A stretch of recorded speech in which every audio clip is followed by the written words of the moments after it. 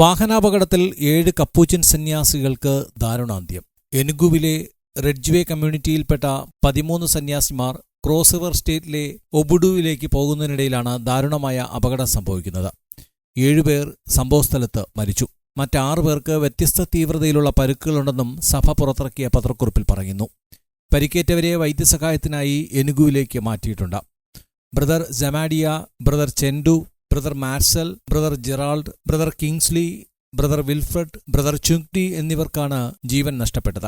മരിച്ച സന്യാസിമാരുടെ നിത്യശാന്തിക്കായി പ്രാർത്ഥനയിൽ ഐക്യപ്പെടാൻ brother അനാൽവ്യൂ Christian സമൂഹത്തോട് ആവശ്യപ്പെട്ടു. ദൈവത്തിന്റെ കരുണാമയമായ സ്നേഹത്തിന് ഞങ്ങൾ അവരുടെ ആത്മാക്കളെ സമർപ്പിക്കുന്നു.